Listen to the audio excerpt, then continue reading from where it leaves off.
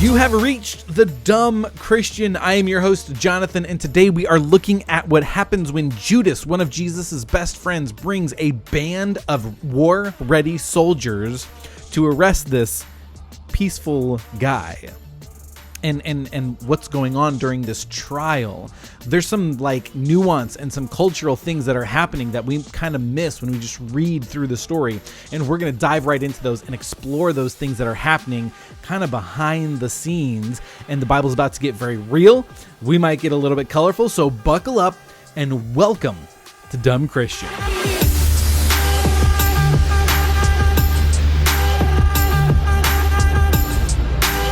John chapters 13 through 17, 5 chapters where John goes into great detail about what Jesus is saying, doing, and how he's interacting with the disciples. And this is a very unique feature in the Bible. We don't really see this anywhere else where so many passages are dedicated to such a short time frame.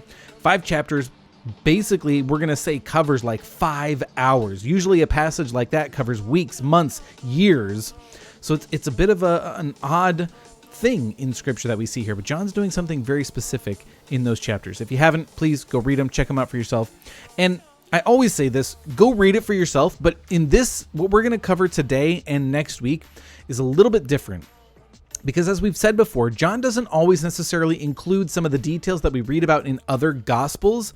John's was the last one written. So when we see that his doesn't include other details, we're coming from the position that says, it's already been told. Someone already told that story. John's just trying not to repeat, right? He's filling in the gaps, giving new details that might have been missed in the other examples. So what we're going to do in this one is we're going to include a few of the examples that are a few of the pieces of the story that are found in the other examples. So when I say go read it for yourself, this time I'm not just saying the passage that we're looking at, which is John chapter 18, but also go into the other gospels and see what details they include about this night where Jesus is illegally arrested, illegally tried, and we'll save the next part for the next time. But it's Passover. Passover is a week-long party, right? So after the Passover meal is done, everyone has their own after party, and they're going to their houses, they're going to their hangout, the bar, the places that you go to continue the party, and everyone has their place, right? Jesus and his apostles have a secret hideout. Did you have one of these in high school, right? Where you ran off to go smoke pot, cigarettes, drink a 40 and graffiti, your little secret hideout spot under the bridge. Or we had one in the sewers. It sounds weird, but it was really cool. But Jesus and his disciples aren't going off to their hiding secret place so that they can get wasted. They're actually going to their secret hiding place so that they can pray and encourage one another. This is one of the few places that they can do that without being distracted, disrupted, and interrupted by other people. And so this is where they go and they hide, their secret place. And while they're there, we're told that Jesus goes off to pray. It's getting late. They go at 1 a.m, and they've had a little bit too much to drink from the Passover, big glasses of wine. The disciples are getting a little bit sleepy, but Jesus knows something they don't know. The shit is about to hit the fan. So he's off by himself praying. One account tells us that he's sweating blood, the blood vessels pop under his skin because he's so stressed out about what's about to happen that he's sweating blood.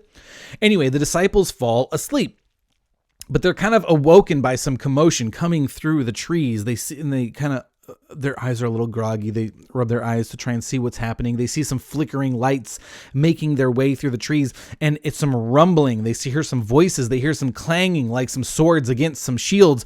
And then Judas walks through the forest line with this band of soldiers and officials and a captain. And later we're going to find out that there's actually a bunch of people there, not just soldiers.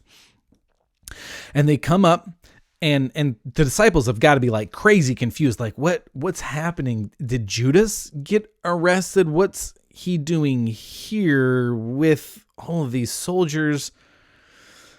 And then Jesus kind of like steps forward with the light behind him, this like a Gandalf, like, what are you doing here?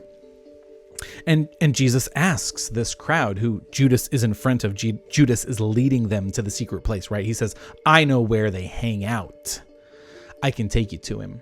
Because if you remember, Judas left the Last Supper to go betray Jesus. Judas made a deal with the religious leaders to, in secret, illegally arrest Jesus. In a lot of similar ways, like in the 2020 US, right? You have to be able to say, what am I being arrested for? There has to be like some sort of, it can't be swept under the rug. I'm sure that happens all the time and we just don't know about it. But there has to be some sort of public, like, hey, this is a real thing and we're acknowledging this among the public. But what they're trying to do here is secretly arrest Jesus. It's happening at like 3 a.m. because they've been there for a while. And Judas shows up with the arresting officers. And Jesus says, what do you guys want? Who are you here for? And the captain of the guard says, we're looking for Jesus of Nazareth. And Jesus says, yo, I am Jesus. And John's record says that when Jesus spoke, I am he, like this wave of energy just exuded, just explodes from Jesus, and it like knocks everyone down. And they're blown away. And it carries with it, because how does he respond? He says, I am he. Jesus is using the name of God to identify himself. And he says, I am. And it just, with it comes this like energy that just blows everybody back. And they get back up off the ground and he says, let me ask you again, who are you here for? You really want to play this game? And they're like shaking in their boots a little bit now, but they got to muster their strength because they're the courageous Roman soldiers ready for war.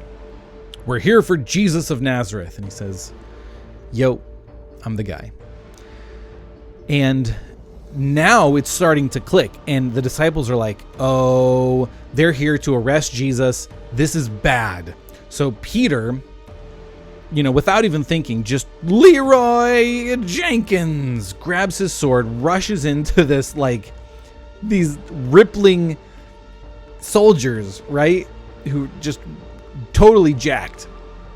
And he starts swinging, and he swings his sword and cuts the ear off one of the servants of the high priest. He's here because there are still some technicalities that have to be followed through. So a representative of the high priest is present. Malchus, the servant. Peter cuts his ear off. Another gospel tells us that Jesus, before the arrest is finished, Jesus picks up Malchus's ear and heals him. But this real quick violent act gets shut down really quick, and Jesus says, okay, I'm Jesus. I'm the one you're here for. Let everyone else go. And everyone else runs. All of Jesus' friends and his disciples who are there with him run away. They flee for their lives in terror. Jesus is arrested. And if you've ever seen the movie The Passion with Jim Caviezel, I think there's this really good example of how Jesus is treated. It's not like, all right, Jesus, come on. And they just kind of like escort him to where they're going. But it's the middle of the night. They can get away with whatever they want, and no one is here who wants to treat Jesus nicely. Everyone who's a part of this crowd is sick of him and ready to bully him and abuse him. And so that's what's happening while they're traveling to the house of a man named Annas. Jesus gets punched, he gets beat, he gets treated real poorly, because that's the attitude of everyone present. They take him to the house of this man named Annas. Annas had been high priest until about 15 years before this. But when his position was officially handed over to his son, Caiaphas, the community still viewed Annas as like their cultural, political leader of the day. And Annas had his political fingers in every politician's pie. He had a lot of influence. He had lobbyists. He had a lot of pull in the political system. And so people generally, unofficially, still looked to him to act as high priest, even though his son was technically the official high priest. So they bring him into Annas's house. And he's got like a little courtyard, and people are coming in. The crowd is coming in. And a couple of apostles, John and Peter, have been following at a distance. And John gets in because he knows the guard at the door, right? And then John ends up telling one of the servant girls, hey, also go let Peter in. He's with me. When the servant girl sees Peter, recognizes him, she says, oh, I know you. You were with Jesus before. Aren't you one of his disciples? And in classic Peter fashion, he just kind of knee-jerk reaction. No, I don't know. I'm just here to see what all the commotion's about. I don't know who this guy is. I know nothing about him. Don't lump me in with him. Okay. While Jesus is there, surrounded by guards, Annas, the previous high priest, walks in and he begins interrogating Jesus, asking him questions, trying, as the Pharisees have done before, trying to trap Jesus in saying something that the whole crowd can look and say, oh, he broke the law by saying this thing. And Annas is trying to trap him in this, but he's already been arrested. So Jesus is saying, look, why am I here? You've arrested me. Tell me what my crime is. You can't just arrest me and then figure out something to charge me with, right? We actually see examples of that happening in our own political world in the US, right? Accusations are thrown, arrests are made, and then later stuff is found out and exposed. And that's not how it's supposed to happen. Jesus is saying, look, the way you're supposed to do this, according to your law, which is what you're accusing me of breaking, the Jewish law says to convict or condemn somebody, you need two witnesses that both tell the same story about how someone broke the law. And they couldn't do this. They couldn't find two people who could tell the exact same story about what they were accusing Jesus of doing in regards to breaking the law. And Jesus is saying to this person who's viewed as really the religious elder of the whole community, he's saying, you're breaking the law. And then this young up-and-coming guard who's got everything to prove just clocks Jesus right in the face. And he says, how dare you speak to the high priest like that? Again, he's not the high priest, but this is how they're treating Annas. And Jesus says, bro, I imagine Jesus is still human. He's God. You know, the way the Bible paints the picture of who Jesus is, he's God in his nature, but when he's a person, he is experiencing the limitations of humanity. You ever been just punched in the face or accused or just treated so miserably, and it takes everything inside of you to like hold your tongue and be like, oh, I have every right to just obliterate you right now, but I'm going to breathe. I'm going to count to 5. Hey, guard, tell me what I did that, according to the law, I deserved to be punched in the face. And if you can't tell me what I did, then you guys all have to acknowledge you're the ones breaking the law right now. And in classic Jesus fashion, he silences everybody, right? They're like, damn. And it's starting to get a little later in the morning. I mean, we're pushing maybe like 6:30. The sun's about to crest over the horizon. And Annas knows this isn't going the way we planned. And if we don't change the way that this situation is being handled, we're going to get in trouble. Someone's going to find out. Someone's going to tattle on us. Someone who doesn't want Jesus arrested, or someone who's got it out for myself or some of the other leaders, they're going to go rat us out, and we're going to get in trouble for holding an illegal trial. Annas isn't the high priest. He doesn't have the authority to hold a trial. It was done at midnight. There wasn't any sign-off. Israel is a nation of people ethnically, but also religiously. And so when Rome took over as the ruling government, they looked at Israel and they said, look, we understand you guys have your own religious law. So what we're going to let you do is we're going to let you, within the boundaries of Roman law, we'll allow you to continue to observe and follow your own laws and rules. But there are some conditions. And one of those conditions is you can't have an illegal trial, nor can you decide to kill someone, according to your law, without the Roman government signing off on it. And because this is what's happening, and their ultimate goal is to get Jesus killed, Annas knows we have to change the way the situation looks so that we can do things according to the Roman way and get the green light for our ultimate goal, which is to just annihilate Jesus, kill him, destroy him, literally. So he says, all right, guys, it's getting later in the morning. Officially, before we can take Jesus to the Roman leaders, we have to have the technical high priest sign off on him being delivered. So send him to Caiaphas. So they send Jesus to Caiaphas. While this is happening, another person recognizes Peter. Actually, this person was with the crowd that went to arrest Jesus. This is Malchus's cousin. Remember the guy Peter cut his ear off? Malchus's cousin sees Peter, recognizes him, and says, I recognize you from earlier tonight. You are one of Jesus' disciples. And Peter says, damn it, I ain't that guy. I don't know Jesus. Leave me alone. And instantly the sun breaks the horizon and the rooster crows. And Peter has a flashback to the night before, when Jesus told him, before the rooster crows, you will deny me.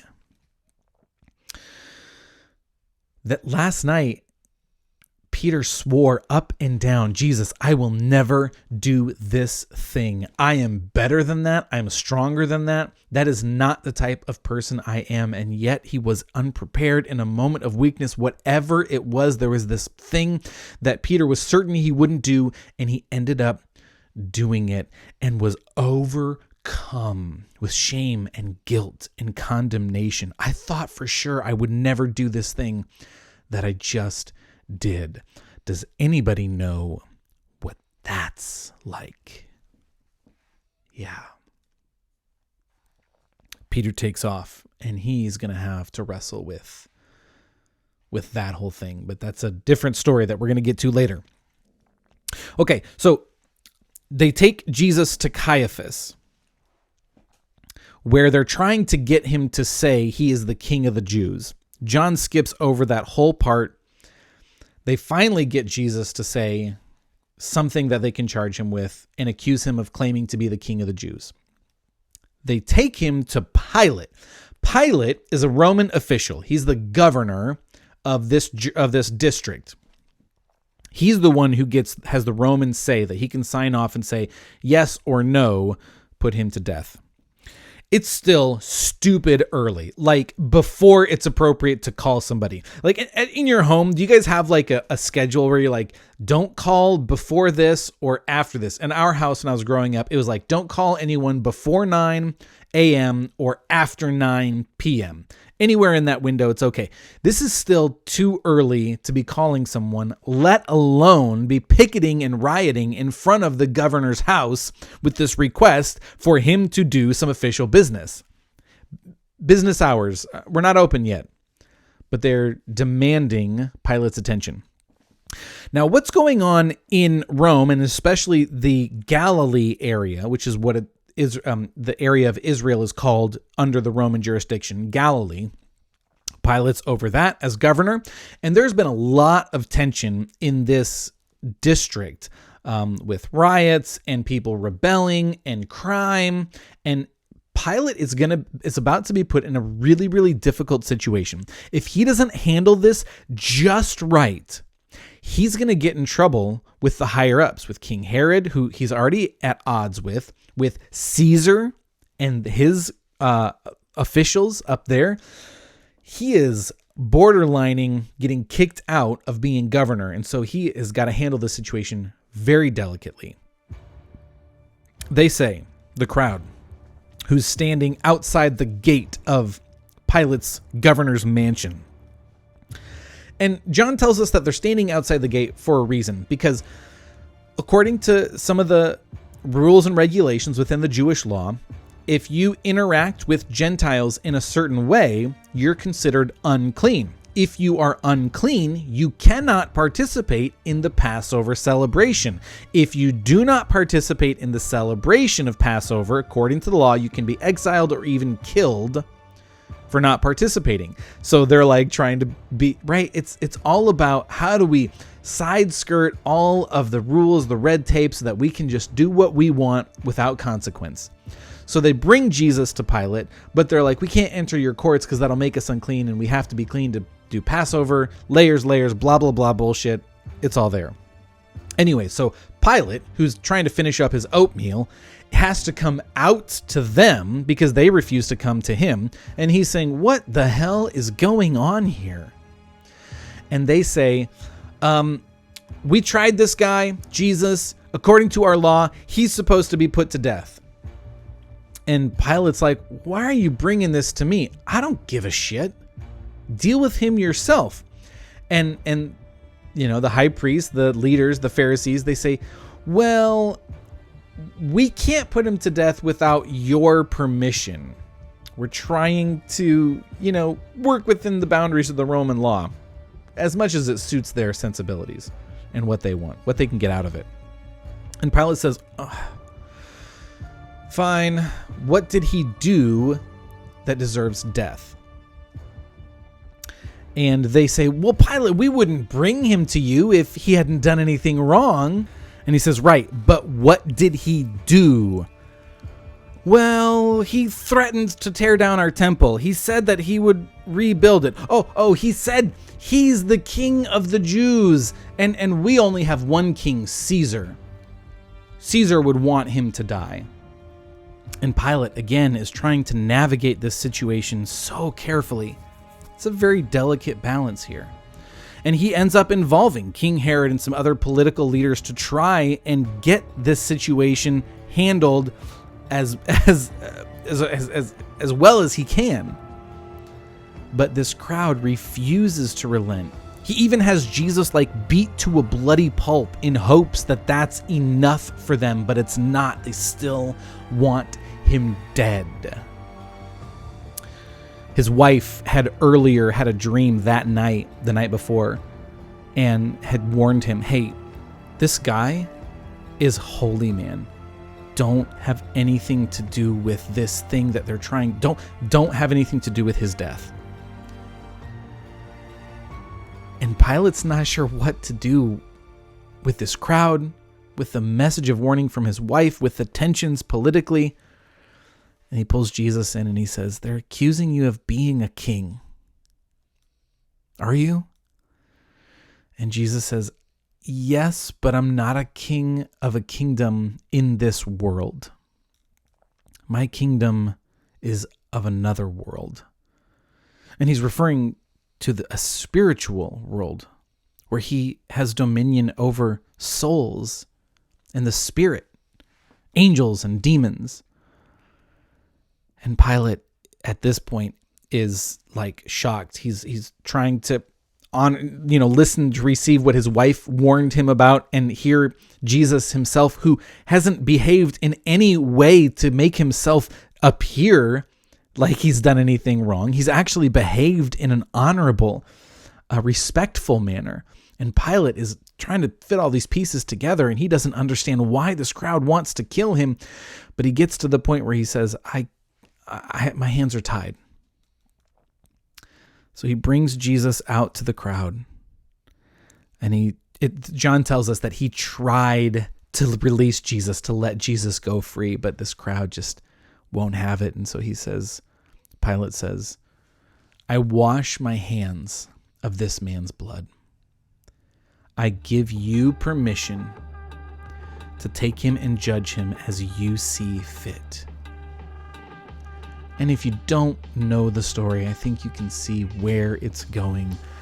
But we're going to have to save that for next time. That's John chapter 18. I have been your host, Jonathan the Dumb Christian. I love you guys. I'll catch you later. Things are getting heavy for Jesus, and it is about to go down with no turning back. Be sure to check out our YouTube, Dumb Christian Podcast. We have exclusive content up there. And hit subscribe, like, ring that bell so you know when new content drops. I love you guys. I'll catch you later.